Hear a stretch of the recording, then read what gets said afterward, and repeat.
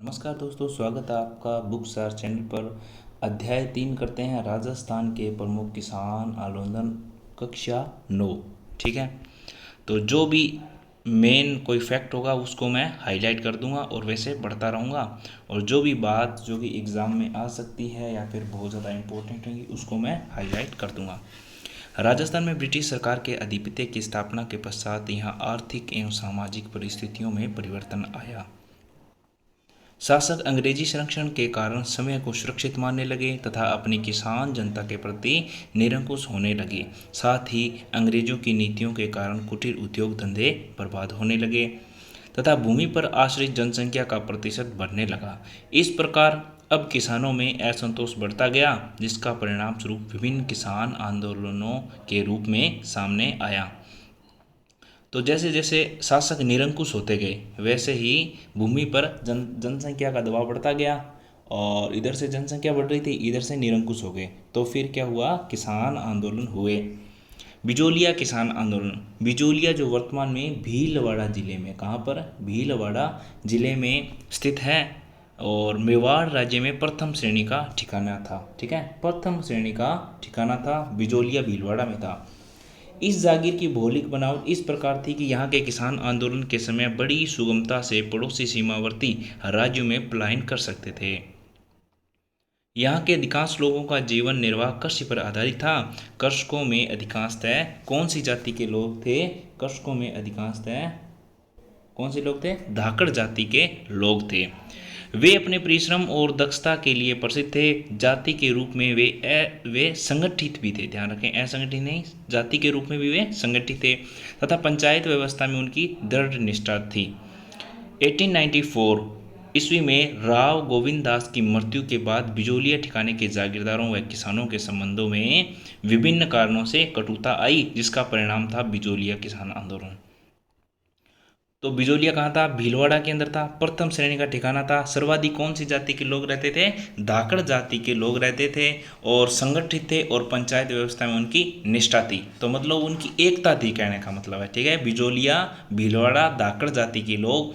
1894 में ईस्वी में राव गोविंद दास जी की मृत्यु हो जाती है। उसके बाद होता है किसान आंदोलन। क्या होता है दोस्तों, देखते हैं। बिजोलिया किसान आंदोलन का अध्ययन 3 भागों में किया जा सकता है। प्रथम चरण क्या है?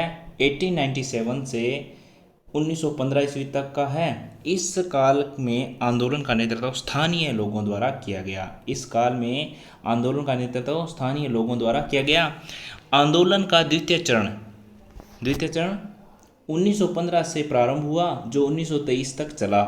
आंदोलन का यह काल अत्यंत महत्वपूर्ण था। ध्यान रखें, सेकंड जो काल था वह अत्यंत महत्वपूर्ण था। दूसरा काल बिजोलिया किसान आंदोलन का। बिजोलिया किसान आंदोलन 3 भागों में हुआ था, 3 चरणों में हुआ था। इस काल में आंदोलन का संचालन राष्ट्रीय स्तर के योग्य अनुभवी व्यक्तियों द्वारा संपन्न हुआ। अब यह आंदोलन राष्ट्रीय मुख्यधारा से जुड़ गया था। तीसरे चरण का आंदोलन पराभव काल कहलाता है। ध्यान रखें, पराभव काल था तीसरा चरण, जो कि 1941 में समाप्त हुआ। तो प्रथम चरण कब था? 1897 से लेकर के 1915 और फिर 1915 से 1923, 1923 से 1941 में समाप्त हो गया। 3 चरणों में हुआ था बिजोलिया किसान आंदोलन। 1897 ईस्वी में बिजोलिया ठिकाने के हजारों किसानों एक मृत्यु भोज के अवसर पर गिरधरपुरा गांव में एकत्रित हुए। तो मृत्यु भोज पर 1897 के अंदर गिरधरपुरा गांव में एकत्रित हुए। यहाँ ठिकाने के अत्याचार व शोषण से संतप्त किसानों ने एक दूसरे से विचार विमर्श किया और निर्णय लिया कि उनके प्रतिनिधि उदयपुर जाकर महाराणा फतेह सिंह से भेंट कर न्याय के लिए पुकार करें, किंतु इस पुकार का कोई परिणाम नहीं निकला। तो जैसे ही आपने आज किसी की मृत्यु होती है तो सारे एकत्रित होते हैं, ऐसे ही गिरधरपुरा गांव के अंदर, मेवाड़ के अंदर सारे किसान एकत्रित हुए हुए थे। तो उस समय उन्होंने बात की कि भाई साहब बहुत ऐसे हो चल रहा है, बहुत ऐसे शोषण हो रहा है। तो उन्होंने बोला कि महाराणा के पास अपन जाके, महाराणा उदयपुर के महाराणा कौन थे उस समय? उदयपुर के जाकर महाराणा फतेह सिंह से भेंट करने का उन्होंने विचार बनाया। उदयपुर के महाराणा फतेह सिंह थे उस समय। ठीक है, फिर है आगे, रियासत सरकार द्वारा अपनाई गई निष्क्रियता व उदासीनता से बिजोलिया के शासक को किसान विरोधी नीति अपनाने के लिए प्रोत्साहन मिला कि इससे बिजोलिया का शासक था वो और ज़्यादा शक्तिशाली होगा। उसको पता है कि जो मेवाड़ के राजा हैं वो तो इनकी सहायता करेंगे नहीं। बिजोलिया जागीर का किसान पहले से ही विभिन्न प्रकार की लागों के बोझ से दबा हुआ था और 1903 में राव कृष्ण सिंह ने बिजोलिया अंचल में एक नया कर चौरी नाम का कर लगा दिया। तो 1903 ईस्वी में किसने, राव कृष्ण सिंह ने कौन सा लगाया कर, चौरी कर नाम का बिजोलिया किसानों पर लगा दिया बिजोलिया अंचल में। ठीक है, किसने, राव कृष्ण सिंह ने। कब, 1903 में। कौन सा कर, चौरी कर। ठीक है, हर व्यक्ति को अपनी लड़की के विवाह के अवसर पर, चौरी करता ना, इसके अंदर क्या है वो बता रहे हैं कि हर व्यक्ति को अपने लड़की के विवाह पर 13 रुपये, कुछ साक्ष्यों में 5 रुपये भी लिखा है, ठिकाने में जमा करवाना पड़ता था। अगर कोई व्यक्ति या फिर किसान अपनी लड़की का विवाह करता है तो उसको ठिकाने में 13 रुपये या फिर 5 रुपये ठिकाने में जमा करवाने पड़ते थे। इसका नाम था चौरी कर। राव कृष्ण सिंह ने लगाया था, 1903 में लगाया था। फिर वर के लिए राव साहब के समक्ष उपस्थित होकर नतमस्तक हो आशीर्वाद प्राप्त करना आवश्यक था। इस अपमानजनक कर के लागू करने पर किसानों में रोष व्याप्त होना स्वाभाविक था। किसानों ने इसका मूक विरोध किया। मतलब मूक मतलब ज़्यादा इधर उधर कुछ नहीं बोला कि चल ठीक है यार, विरोध तो था लोगों के, लेकिन मन में था। उन्होंने 2 वर्षों तक अपनी कन्याओं का विवाह ही नहीं किया। देखो, इसके बाद राव ने कुछ नाम मात्र रियासतें दी। ठीक है, किंतु संतुष्ट होने की बजाय किसानों को अपनी शक्ति का एहसास अवश्य हुआ। नाम मात्र की रियायतें दी थी। 1906 ईस्वी में राव कृष्ण सिंह का निसंतान देहांत हो गया और इसके स्थान पर उनका निकट का जो संबंधी था पृथ्वी सिंह बिजोलिया का स्वामी बना। उसने मेवाड़ राज्य द्वारा नए जागीरदार से तलवार बंधाई के रूप में ली गई रकम का भार जनता पर डाल दिया। तो ध्यान रखें, 1906 में राव कृष्ण सिंह की मृत्यु हो गई और फिर कौन बने, पृथ्वी सिंह बिजोलिया के स्वामी बने। और उन्होंने कौन सा कर लगा दिया, पृथ्वी सिंह ने तलवार बंधाई कर लगवा दिया। राव कृष्ण सिंह ने 1903 में चौरी कर और पृथ्वी सिंह ने तलवार बंधाई 1906 में और जनता पर बोझ डाल दिया इस कर का। किसानों ने इसका विरोध किया तो स्थानीय शासक ने किसान आंदोलन से जुड़े व्यक्तियों के विरुद्ध सख्ती से रुख अपनाया और दमनकारी नीति का अनुसरण किया। किसान नेता साधु सीताराम को ठिकाने के पुस्तकालय से सेवा मुक्त कर दिया गया और अन्य किसान नेताओं को भी जेल में डाल दिया गया। साधु सीताराम जी को, जो कि ठिकाने के पुस्तकालय में सेवा कर दे रहे थे, कार्य कर रहे थे, उनको वहाँ से हटा दिया गया। ठीक है, 1914 ईस्वी में राव कृष्ण सिंह का देहांत हो गया और उसका पुत्र केसरी सिंह अल्पवयस्क था, इसलिए जागीर प्रशासन कोर्ट ऑफ वार्ड्स महाराणा के नियंत्रण में चला गया। किंतु किसानों को फिर भी कोई खास फायदा न हुआ। उनके हालात जस के तस थे। इन हालात में इस प्रकार इस आंदोलन का प्रथम चरण पूरा होता है। तो स्थानीय शासकों ने प्रयास किए, और प्रयास क्यों किए, क्योंकि एक तो चौरी कर लगा दिया था राव कृष्ण सिंह ने, जिसमें 13 रुपये देने पड़ते थे या फिर 5 रुपये अगर कोई व्यक्ति अपनी बेटी की शादी करता था। फिर पृथ्वी सिंह ने तलवार बंधाई कर 1906 में लगा दिया था। बिजोलिया कहाँ पर था, भीलवाड़ा के अंदर था, और वहाँ पर कौन सी जाति के किसान रहते थे, धाकड़ जाति के किसान रहते थे। 3 चरणों में बिजोलिया किसान आंदोलन होता है। फिर देखें, इस आंदोलन का दूसरा चरण प्रारंभ होता है 1916 में। विजय सिंह पथिक, वास्तविक नाम भूप सिंह, इस आंदोलन से जुड़ते हैं। ठीक है, दूसरा चरण प्रारंभ 1916, विजय सिंह पथिक, वास्तविक नाम भूप सिंह, इस आंदोलन से जुड़ते हैं। विजय सिंह पथिक में कार्य करने की अपूर्व क्षमता थी। सर्वप्रथम उन्होंने किसानों को सुनियोजित रूप से संगठित किया तथा आंदोलन को व्यवस्थित स्वरूप प्रदान किया। उन्होंने बिजोलिया में विद्या प्रचारणी सभा का गठन किया। तो उन्होंने बिजोलिया में विद्या प्रचारणी सभा का गठन किया। किसने, विजय सिंह पथिक, जिनका वास्तविक नाम भूप सिंह था। दूसरे चरण के प्रमुख नेतृत्व करता था। अब आगे है, जो विद्या प्रचारणी सभा है, जिसके तत्वाधान में एक पुस्तकालय, एक पाठशाला और एक अखाड़ा चालू किया गया। विद्या प्रचारणी सभा के तत्वाधान में एक तो पुस्तकालय खोला गया, एक पाठशाला खोली गई और एक अखाड़ा चालू किया गया। तो आपको कैसे याद रखना है कि उन्होंने विद्या प्रचारणी सभा का गठन किया। विजय सिंह पथिक ने विद्या प्रचारणी सभा का गठन किया। एक तो उन्होंने पाठशाला बनाई, फिर एक पुस्तकालय, फिर एक अखाड़ा चालू किया। ये राजनीतिक गतिविधियों के केंद्र बन गए। माणिक्य लाल वर्मा जो इस समय बिजोलिया के ठिकाने में एक कर्मचारी पद पर कार्यरत थे, पथिक के संपर्क में आए। उन्होंने पथिक से प्रभावित होकर ठिकाने की नौकरी से अवकाश ले लिया। उन्होंने पथिक से आजीवन देश सेवा की दीक्षा ली। तो माणिक्य लाल वर्मा ने आजीवन देश सेवा की दीक्षा किससे ली थी? विजय सिंह पथिक से ली थी। माणिक्य लाल वर्मा मेवाड़ ठिकाने के अंदर क्या थे? एक नौकरी करते थे सरकारी, और उन्होंने अवकाश ले लिया और बोले कि मैं देश की सेवा करूंगा, किसानों की हेल्प करूंगा। विजय सिंह पथिक के साथ जुड़ गए। कौन? माणिक्य लाल वर्मा। इस कार्य में साधु सीताराम का भी पथिक को बड़ा सहयोग रहा। विजय सिंह पथिक ऊपरमाल क्षेत्र में अत्यधिक लोकप्रिय हो गए थे। वहाँ के निवासी उन्हें महात्मा जी कहकर संबोधित करते थे। तो महात्मा जी ऊपरमाल क्षेत्र में किसे कहा जाता था? विजय सिंह पथिक को महात्मा जी कहकर ऊपरमाल क्षेत्र में जाना जाता था। उनके आदेशों का पालन करने के लिए वे सदैव तैयार रहते थे। पथिक किसानों की दुर्दशा से परिचित हो चुके थे। इस भयावह स्थिति के निवारण हेतु पथिक ने किसान आंदोलन को सक्रिय बनाने का निर्णय लिया और 1917 ईस्वी में हरियाली अमावस्या, ध्यान रखें, 1917 में हरियाली अमावस्या के दिन ऊपरमाल पंच बोर्ड के तत्वावधान में क्रांति का बिगुल बजाया। तो ऊपरमाल पंच बोर्ड की स्थापना कब हुई? 1917 में हरियाली अमावस्या के दिन, ध्यान रखें, ठीक है।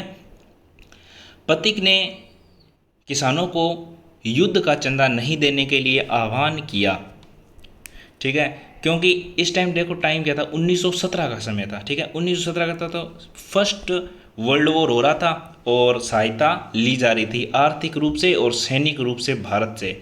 तो इसके लिए विजय सिंह पथिक ने क्या बोला किसानों को कि चंदा नहीं दें, आर्थिक आप सहायता न करें। किसानों ने घोषणा की कि वे बेगार नहीं करेंगे। गोविंद निवास गांव के नारायण जी पटेल ने ठिकाने में बेगार करने से इनकार कर दिया। तो किस गांव के थे? गोविंद निवास गांव के थे। कौन? नारायण जी पटेल, ठीक है। इस पर ठिकाने के कर्मचारियों ने उन्हें पकड़ लिया और कैद में डाल दिया। इसकी सूचना मिलने पर किसान पंचायत के आदेशानुसार किसानों के जत्थे बिजोलिया पहुंचने लगे। ठिकाने के प्रशासक भयभीत हो गए। उन्होंने नारायण जी पटेल को जेल से मुक्त करा लिया। किसानों की यह प्रथम विजय मानी जाती है। तो बिजोलिया किसानों की प्रथम विजय कौन सी मानी जाती है? कि उन्होंने नारायण जी पटेल को मुक्त करा लिया। और नारायण जी पटेल कहाँ के थे? कौन से गांव के थे? मेवाड़ के अंदर गोविंद निवास गांव के थे। कौन? नारायण जी पटेल। और उन्होंने क्या बोला कि यह घोषणा कर दी कि बेगार नहीं देंगे हम तो ठिकाने को, ठीक है क्या। तो नारायण जी पटेल का भी एक योगदान रहता है बिजोलिया किसान आंदोलन के अंदर। और माणिक्य लाल वर्मा, विजय सिंह पथिक को हम पढ़ ही रहे हैं। ऊपरमाल पंच बोर्ड की स्थापना 1917 हरियाली अमावस्या के दिन होती है। महात्मा जी कहा जाता था विजय सिंह पथिक को ऊपरमाल क्षेत्र के अंदर। मेवाड़ के बात कर रहे हैं अपन। बिजोलिया किसान आंदोलन जो कि भीलवाड़ा के अंदर प्रथम श्रेणी का एक ठिकाना था दोस्तों। आगे बढ़ते हैं। पथिक ने बिजोलिया किसान आंदोलन को राष्ट्रीय स्तर पर लाने व सहयोग दिलवाने के उद्देश्य से प्रताप समाचार पत्र के संपादक गणेश शंकर विद्यार्थी से संपर्क किया। तो दो बातें निकल के आती है कि बिजोलिया किसान आंदोलन में कौन सा समाचार पत्र सहायक था? तो प्रताप। और इसके संपादक कौन थे? इसके संपादक थे गणेश शंकर विद्यार्थी। और किस लिए यूज लिया गया? राष्ट्रीय स्तर पर सहयोग दिलाने के लिए, राष्ट्रीय स्तर पर पहचान दिलाने के लिए। किसको दिलाने के लिए? बिजोलिया किसान आंदोलन को, ना कि विजय सिंह पथिक को। उन्होंने अपने पत्र प्रताप में बिजोलिया आंदोलन संबंधी समाचार देने के लिए एक स्थायी स्तंभ खोल दिया। किसमें? प्रताप समाचार पत्र में किसका था? गणेश शंकर विद्यार्थी का था। और इस प्रचार के फलस्वरूप देशवासियों का बिजोलिया किसान आंदोलन की ओर ध्यान आकर्षित हुआ। महात्मा गांधी ने बिजोलिया किसान आंदोलन संबंधी जानकारी प्राप्त करने के उद्देश्य से पथिक को बम्बई आमंत्रित किया। पथिक ने बिजोलिया के किसानों पर किए जा रहे अत्याचारों के विवरण गांधी जी के समक्ष प्रस्तुत किया। जिससे गांधी जी प्रभावित हुए। गांधी जी ने अपने निजी सचिव, कौन से, अपने निजी सचिव, किसने, गांधी जी ने, नाम क्या था, महादेव भाई को ऊपरमाल के किसानों की स्थिति की जांच करने के लिए बिजोलिया भेजा। तो बिजोलिया किसान आंदोलन के किसानों की स्थिति जानने के लिए, बिजोलिया किसान आंदोलन के बारे में जानने के लिए महात्मा गांधी ने अपने निजी सचिव महादेव भाई को भेजा। और गांधी जी ने इस आशय का एक पत्र महाराणा को भी लिखा। गांधी जी ने बिजोलिया किसान आंदोलन के प्रति कौन सा समर्थन दिया था, नैतिक समर्थन दिया था। बिजोलिया किसान आंदोलन में गांधी जी ने कैसा समर्थन दिया था, नैतिक समर्थन दिया था। बिजोलिया भीलवाड़ा के अंदर 3 चरणों में होता है। विजय सिंह पतिंग तो दूसरे चरण का नेतृत्व करते हैं। अब आगे पढ़ते हैं। प्रारंभ में ब्रिटिश सरकार बिजोलिया के आंदोलनकारी किसानों को रियायतें देने के पक्ष में नहीं थी। सने सने स्थिति में परिवर्तन होने लगा। अगस्त 1920 ईस्वी में महात्मा गांधी के नेतृत्व में असहयोग आंदोलन प्रारंभ हुआ। तो एक बात निकल के आती है कि असहयोग आंदोलन महात्मा गांधी के नेतृत्व में कब प्रारंभ हुआ, 1920 के अंदर, ठीक है।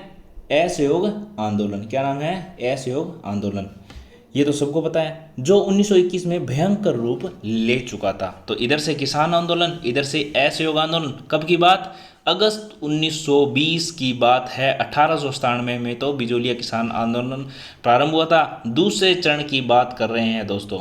ऐसी स्थिति में ब्रिटिश सरकार ने निश्चय किया कि बिजोलिया किसान आंदोलन को तुरंत शांत कर दिया जाए। इस उद्देश्य से ब्रिटिश सरकार ने एक उच्च स्तरीय समिति का गठन किया, जिससे एजीजी रॉबर्ट हॉलैंड, उसके सचिव ओगलवी और मेवाड़ के ब्रिटिश रेजिडेंट विल्सन और मेवाड़ राज्य के दीवान प्रभाष चंद्र चटर्जी और राज्य के शायर हकीम बिहारी लाल को रखा। लंबे विचार विमर्श के पश्चात 11 फरवरी 1922 ईस्वी को ठिकाने और किसान पंचायत के मध्य समझौता संपन्न हुआ। और ध्यान रखें, तो एक बार तो समझौता कब हो गया था, 11 फरवरी 1922 को सेकंड चरण का समझौता हो गया था, क्योंकि ब्रिटिश सरकार ने बोला कि असहयोग आंदोलन इधर से हो रहा है, चरम सीमा पर अपनी 1921 के अंदर, इधर से किसान आंदोलन भी है, और इसको शांत करने के उद्देश्य से ब्रिटिश सरकार ने उच्च स्तरीय समिति का गठन किया। जिनमें कौन कौन थे उच्च स्तरीय समिति के अंदर, एजीजी रॉबर्ट हॉलैंड थे, एजीजी रॉबर्ट हॉलैंड थे, और उनके सचिव ओगलवी थे। मेवाड़ के ब्रिटिश रेजिडेंट विल्सन थे। मेवाड़ राज्य के दीवान कौन थे, प्रभाष चंद्र चटर्जी थे दोस्तों, ठीक है। और राज्य के शायर हकीम बिहारी लाल, इनकी अध्यक्षता, इनके सदस्यों के गठन करके एक समिति बनाई, और इन्होंने 1922 ईस्वी में महापंचायत हुई किसानों के मध्य, और थोड़ा समझौता हुआ। एजीजी हॉलैंड ने किसानों के पक्ष के औचित्य को स्वीकारा था। समझौते के अनुसार किसानों को अनेक रियायतें दी गई थी। लगभग 35 लागें समाप्त कर दी गई थी। आपसे पूछे कि सेकंड चरण में हॉलैंड और किसानों के मध्य एक क्या हुआ था, समझौता हुआ था, तो उस समय कितनी लागें समाप्त कर दी थी, तो उस समय 35 लागें समाप्त कर दी गई थी। इस प्रकार 1922 ईस्वी में आंदोलन समाप्त सा हो गया था। तो यह था सेकंड चरण। असहयोग आंदोलन के समाप्त होते ही एजीजी ठीक किसानों के साथ हुए समझौते के प्रति उदासीन हो गया, और बिजोलिया के जागीरदार ने समझौते का उल्लंघन करते हुए किसानों पर पुनः नई लागें लगा दी और लगान की मांग भी बढ़ा दी। 1923 से 26 का समय किसानों की बड़ी तकलीफ से गुजरा। मार्च 1927 ईस्वी में किसान महापंचायत फिर से हुई, जिसमें राम नारायण चौधरी, माणिक्य लाल वर्मा भी उपस्थित थे। तो 1923 से 26 में वो काफ़ी उनका हार्ड समय था, उनके ऊपर काफ़ी लाग बाग लगाई गई, और जो हॉलैंड थे वो भी मुकर गए, क्योंकि उनके ऊपर दबाव, एक राष्ट्रीय स्तर का दबाव असहयोग आंदोलन का कम हो गया था। तो 1927 में महापंचायत या फिर पंचायत करते हैं, उसमें राम नारायण चौधरी, माणिक्य लाल वर्मा भी उपस्थित थे। पथिक ने किसानों को बरानी भूमि छोड़ने तथा अहिंसात्मक साधनों से आंदोलन को जारी रखने का सुझाव दिया, किंतु यह प्रयोग असफल रहा, ठीक है। 20 जुलाई 1931 ईस्वी में सेठ जमनालाल बजाज ने उदयपुर में महाराणा तथा सर सुखदेव प्रसाद से विचार किया किसने? 20 जुलाई 1931 की बात है। सेठ जमनालाल बजाज ने उदयपुर के महाराणा तथा सर सुखदेव प्रसाद के साथ व्यापक विचार विमर्श किया, जिसके फलस्वरूप समझौता हो गया। हालांकि उदयपुर ने इसका पालन न किया, किंतु जब मेवाड़ प्रजामंडल आंदोलन का व्यापक प्रसार हो रहा था तो इस भय से कि किसान प्रजामंडल से न जुड़ जाएं, कुछ पहल आवश्यक थी। 1941 ईस्वी में मेवाड़ के दीवान 1941 में मेवाड़ के दीवान टी विजय राघवाचार्य ने राजस्व मंत्री डॉक्टर मनमोहन सिंह मेहता को बिजोलिया भेजा, जिन्होंने किसान नेताओं व अन्य नेताओं से बातचीत कर किसानों की समस्या का समाधान करवाया। किसानों को उनकी ज़मीनें वापस दे दी गई। इस प्रकार यह आंदोलन समाप्त हो गया। तो यह था बिजोलिया किसान आंदोलन, कक्षा 9 में लिखा हुआ है। एक बार दोस्तों मैं आपको रिवाइज करवा देता हूँ बिजोलिया किसान आंदोलन, ठीक है। तो बिजोलिया किसान आंदोलन 3 चरणों में होता है। 1897 से लेकर के 1915 तक, 1915 से लेकर के 1923 तक, 1923 से लेकर के 1928 तक। प्रथम जो चरण था उसके अंदर स्थानीय लोगों ने क्या है नेतृत्व किया और कुछ अधिक खास नहीं हुआ। द्वितीय चरण राष्ट्रीय स्तर का एक चरण था और इसके अंदर जो काफ़ी जाने माने लोग थे उन्होंने इसका नेतृत्व किया। और तृतीय चरण में काफ़ी मतलब फ़ायदा हुआ और काफ़ी थोड़ा तकलीफ पूर्ण भी रहा बिजोलिया किसानों का। बिजोलिया भीलवाड़ा के अंदर प्रथम श्रेणी का एक ठिकाना था और अधिकतर वहाँ पर धाकड़ जाति के लोग रहते थे, ठीक है। मैंने आपको चरण बता दिए हैं। फिर क्या हुआ कि तीसरे चरण को पराभव काल कहा जाता है और 1941 में समाप्त हो जाता है बिजोलिया किसान आंदोलन। और दोस्तों यह भी प्रश्न पूछा जाता है कि ऐसा कौन सा किसान आंदोलन था जो कि जहाँ पर हिंसा नहीं हुई थी, तो बिजोलिया किसान आंदोलन था, ठीक है। फिर ध्यान रखें कि 1903 के अंदर राव कृष्ण सिंह ने कौन सा कर लगाया था, तो उन्होंने चौरी कर लगाया था। 13 रुपये या फिर 5 रुपये बेटी के विवाह पर किसान को देने पड़ते थे। और 1906 में पृथ्वी सिंह ने तलवार बंधाई कर लगाया। परेशान हो गए सभी। साधु सीताराम ने जो पुस्तकालय के ठिकाने के जो सेवा कर रहे थे उन्हें सेवा मुक्त कर दिया। तो साधु सीताराम का किससे संबंध है? बिजोलिया किसान आंदोलन से संबंध है। दूसरा चरण विजय सिंह पतिंग के नेतृत्व में होता है, जिनका वास्तविक नाम भूप सिंह था और यह उत्तर प्रदेश के थे। इन्होंने एक उपरमाल पंच बोर्ड की स्थापना की 1917 के अंदर हरियाली अमावस्या के दिन, और इसके अलावा एक विद्या प्रचारणी सभा का गठन किया। किसने? विजय सिंह पथिंग ने, जिसका एक पुस्तकालय, एक उनकी पाठशाला और एक अखाड़ा था। और इसका मुख्य कार्य क्या था? राजनीतिक गतिविधियों का केंद्र थे। ये सभी राजनीतिक गतिविधियों के केंद्र थे। और माणिक्यलाल वर्मा ने आजीवन देश की सेवा की दीक्षा किससे ली थी? पथिक जी से ली थी। और उपरमाल पंच बोर्ड जहाँ पर बनाया था उपरमाल क्षेत्र के अंदर, विजय सिंह पथिक को क्या कहा जाता था? महात्मा जी कहा जाता था। 1917 में उपरमाल पंच बोर्ड बनाया जाता है। गोविंद निवास गांव के नारायण जी थे ना, गोविंद निवास गांव के नारायण जी थे, उन्हें पकड़ लिया जाता है। क्योंकि उन्होंने बेगार नहीं दी थी, विरोध किया था। और इन्हीं छुड़ाने के चक्कर में नारायण जी पटेल को छुड़ाने का ही एक कारण बनता है कि किसानों की प्रथम क्या मानी जाती है? विजय मानी जाती है। प्रताप समाचार पत्र का सहायता लेते हैं विजय सिंह पथिक, जो कि गणेश शंकर विद्यार्थी का था। किस कारण लेते हैं? बिजोलिया किसान आंदोलन को राष्ट्रीय स्तर पर फैलाने के लिए। महात्मा गांधी जी से भी वार्तालाप करते हैं विजय सिंह पथिक, और महात्मा गांधी अपने निजी सचिव महादेव भाई को बिजोलिया किसान आंदोलन की जानकारी लेने के लिए भेजते हैं। नैतिक समर्थन देते हैं दोस्तों गांधी जी।